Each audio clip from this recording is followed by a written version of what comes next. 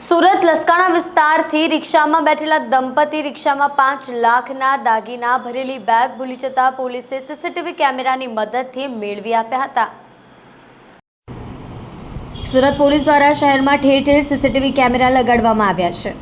આ CCTV camera દ્વારા મોટા ગુનેગારો સહિત સામાન્ય વ્યક્તિઓની કોઈ વસ્તુ ગુમ થઈ ગઈ હોય અથવા ભૂલાઈ ગઈ હોય તો તેને મેળવવામાં પણ કામ આવી રહ્યા છે। ત્યારે એક દંપતી રિક્ષામાં 5 લાખના દાગીના ભરેલી બેગ ભૂલી ગયા। આ અંગે સરથાણા પોલીસને જાણ કરવામાં આવતા સીસીટીવીને આધારે રિક્ષા ચાલકને શોધી બેગ પરત આપી હતી। મળતી માહિતી પ્રમાણે લસકાણાના વિપુલનગરથી એકદમ પતિ સુરત શહેર રેલવે સ્ટેશન ખાતે રિક્ષામાં બેસીને જતા રહ્યા। તેની સાથે એક બેગ પણ હતી જેમાં 5 લાખના દાગીના હતા।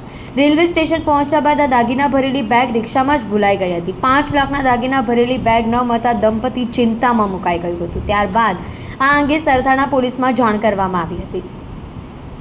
ચિંતામાં મુકાઈ ગયેલા દંપતીએ સરથાણા પોલીસમાં ઇન્સ્પેક્ટર MP ઝાલાને રજૂઆત કરી હતી। કિંમતી દાગીના ભરેલી બેગ હોવાથી સરથાણા પોલીસ દ્વારા તાત્કાલિક સીસીટીવીને આધારે તપાસ હાથ ધરવામાં આવી હતી।